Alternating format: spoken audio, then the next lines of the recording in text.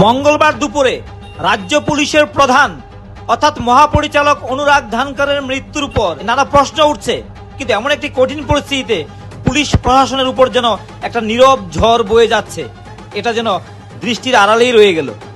গোটা বিষয়টি নিয়ে আমরা শোনাবো বিরোধী দলনেতা জিতেন চৌধুরীর বক্তব্য এবং এর পরিপ্রেক্ষিতে কি বলেছেন রাজ্য বিজেপি প্রদেশ সভাপতি অভিষেক দেবরায়। আমরা প্রথমে শোনাবো বিরোধী দলনেতা জিতেন চৌধুরীর বক্তব্য। বিভাগীয় তদন্ত এবং বলছি যে উনার ছেলে আসা অব্দি উনার ছেলে বডি দেখো, সব দেখো, অথবা এরা তো জবরদস্তি করে যে ডিএম বিশাল কুমার যে ব্যবহার করলো, আরে ওরা চেনে কেন তোমার এত ভয়?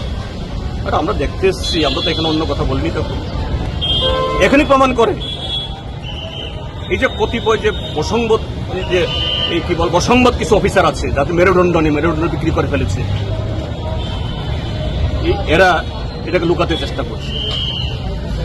এই ঘটনা যদি আত্মহত্যা তিনি করে থাকেন, কেন আত্মহত্যা করছে? আত্মহত্যা মানুষ যাবে করে না, এটা অস্বাভাবিকতার অস্বাভাবিকতা প্রত্যেকের উপর আঘাত হানলো। এই রাজ্যের মধ্যে এই শাসনে কোনো মানুষ নিরাপদ নাই। হ্যাঁ, নমস্কার। নমস্কার, আপনাকে ত্রিপুরা পাবলিক অপিনিয়নে স্বাগত। আচ্ছা, একটি বিষয় হচ্ছে আজকে যে নিজ দপ্তরে ত্রিপুরা পুলিশের যিনি ডিজি ছিলেন, ওনার মৃতদেহ জীবিত নেওয়ার পর চিকিৎসকরা ঘোষণা করেছে যে ওনার মৃত্যু হয়েছে, ডেড বডি নেওয়া হয়েছে হাসপাতালে, এই ধরনের একটা বক্তব্য উঠে আসছে। তো তার এই ঘটনার পরিপ্রেক্ষিতে আজকে আমরা দেখলাম এখানে প্রাক্তন মুখ্যমন্ত্রী মানিক সরকার এবং বর্তমান যিনি বিরোধী দলীয় নেতা জিতেন চৌধুরী তিনিও ছিলেন এবং তিনি কিছু বিবৃতি দিয়েছেন এবং সেখানে তিনি বলছেন একটা কথা যে তিনি একজন দক্ষ পুলিশ অফিসার ছিলেন, দীর্ঘদিন ত্রিপুরা রাজ্যে কাজ করেছেন। উনি বিভিন্ন রাজ্যের পরিস্থিতির কারণে, আইন শৃঙ্খলার অবনতি, বিভিন্ন পরিস্থিতির কারণে, এবং তিনি একটা শব্দ উচ্চারণ করেছেন যে জল্লাদদের দ্বারা এই ঘটনাটা ঘটেছে। তো এই বিষয়টা নিয়ে কি প্রতিক্রিয়া ব্যক্ত করবেন আপনি? দলীয় একজন দায়িত্বে রয়েছেন, কি বলবেন? দেখুন, যে কোনো মৃত্যুই বেদনাদায়ক, তবে আমাদের যিনি ডিজি ছিলেন ধানকারজি অত্যন্ত ভালো মানুষ, সজ্জন ব্যক্তি এবং কর্মঠ পুলিশ অফিসার। তো ওনার মৃত্যুতে আমরা শোকাহত এবং ওনার পরিবারের প্রতি সমবেদনা আমরা জ্ঞাপন করছি। এবং আমাদের সরকার, আপনার আওয়াজটা কম আসছে, একটু যদি লাউডলি বলেন। আমাদের সরকার এবং আমাদের রাজ্যের মাননীয় মুখ্যমন্ত্রী অলরেডি বলেছেন যে সুষ্ঠু তদন্ত হবে, কি কারণে এই ঘটনা ঘটেছে সেটাকে দেখা হবে। বিগত দিনেও অনেক ঘটনা ঘটেছে যেগুলোর তদন্ত সঠিকভাবে এগিয়েছে এবং করা হয়েছে সরকারের পক্ষ থেকে, মাননীয় মুখ্যমন্ত্রীর পক্ষ থেকে, কারণ রাজ্যের মধ্যে আইনের শাসন প্রতিষ্ঠিত আছে।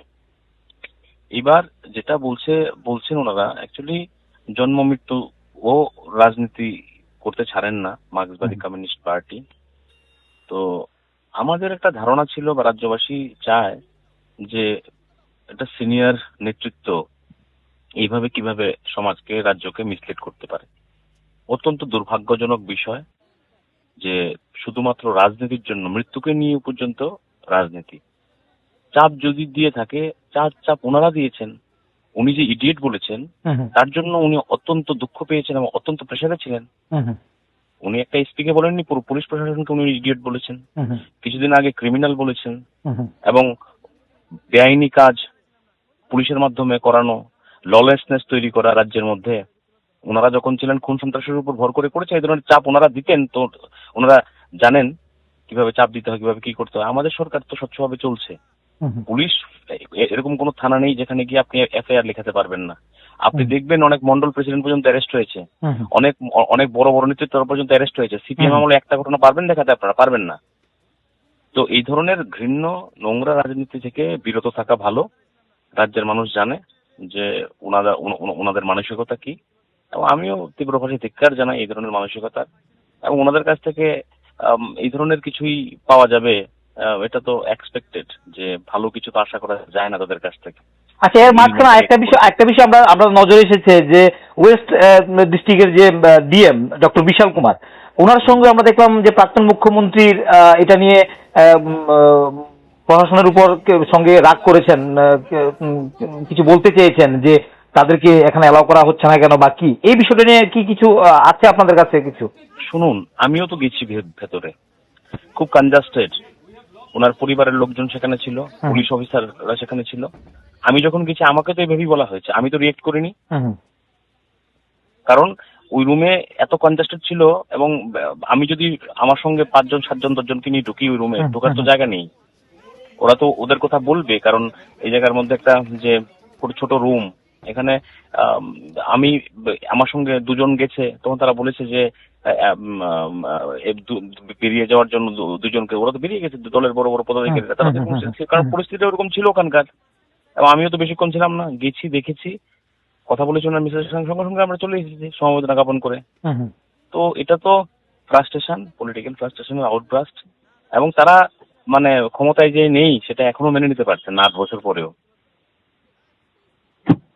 আমার মনে হয় আর কি। তো আপনি বলতে চাইছেন যে প্রশাসনের কাজটা করছে, এবং এই ক্ষেত্রে আপনাদের ক্ষেত্রে আজকে ঘটনা একই সঙ্গে প্রযোজ্য ছিল গোটা বিষয়টি। মানে যেটা বলতে চাইছি যে আজকে প্রশাসনের কাজটা করছে পরিস্থিতির নিরিখে, যে একটা সার্কামস্ট্যান্সেস ছিল সেই পরিপ্রেক্ষিতে তারা যা করতে হয়েছে সেটা তারা করছেন। এটা আপনাদের সঙ্গে রাজনীতির সঙ্গে কোনো যুক্ত নেই আপনারা বলছেন? হ্যাঁ, না একদম না। পুলিশের কাজ করছেন, এবং পুলিশের পুরো ফ্রি হ্যান্ড আছে, এবং পুলিশের কাজ করবে, এবং আপনারা দেখবেন 1-2 দিনের মধ্যে বেরোবে, এবং আপনার ময়নাতদন্ত রিপোর্ট বেরোলে বলতে পারবেন যে কি মানে ঘটনা কিভাবে কি হয়েছে। অভিষেক বাবু, একটা কথা বলবো, আজকে আপনার একটা প্রশ্ন রাখবো আপনার কাছে। আপনি দলের দায়িত্বে রয়েছেন, আপনি যুব একজন নেতৃত্ব, বিভিন্ন সময় বিভিন্ন দায়িত্বে ছিলেন। আমরা বিভিন্ন সময় দেখেছি যে রাজ্যে কিছু ঘটনা ঘটেছিল, যেমন গত কয়েক বছর আগে একটি রথের ঘটনা ঘটেছিল, সেখানে বেশ কয়েকটা মৃত্যু হয়েছিল, সেটার কিন্তু বিস্তারিত রাজ্যবাসীর সামনে আসেনি। এবার তারপরেও বেশ কয়েকটি ঘটনা ছিল যেগুলি পরিষ্কারভাবে কিন্তু পরবর্তীতে আসেনি। তো আজকের সময় যখন এই আপনার পুলিশের একজন প্রধান ছিলেন যিনি মহাপরিচালক, উনার একটা ঘটনা মৃত্যু হলো আজকে এই রাজ্যে, উনি কর্মরত অবস্থায় মৃত্যু হয়েছে। তো এটারও কি খুব শীঘ্রই কিছু একটা কিভাবে হলো এটা কি জানতে পারবে রাজ্যবাসী, বা আপনারা কি এটার জন্য একটা সক্রিয় তৎপরতা দেখাবেন যে রাজ্যবাসীর কাছে ক্লিয়ার হয়ে যায় অতি সত্বর, এবং বিরোধীরা যেটা বলছে তাদের কথা প্রশ্নের যেন উত্তরটা পরিষ্কারভাবে পাওয়া যায়? দেখুন, যে সমস্ত ঘটনাগুলোর কথা বলেছেন, তদন্ত চলছে। কিছু কিছু এরকম অনেক ঘটনা আছে যেগুলো খুব তাড়াতাড়ি নিষ্পত্তিও হয়েছে। তো তদন্তর বিষয়টা তো দেখতে গেলে লং প্রসেস থাকে। তো সম্পূর্ণভাবে যদি এগুলো আপনি তো একদম তদন্ত চুলচেরা বিশ্লেষণ না করে তো দিতে পারবেন না, কোনো একটা সিদ্ধান্তে পৌঁছানো যায় না। তো তদন্তের মধ্যে কিছু কিছু কেস আছে যেগুলো চলছে, হবে।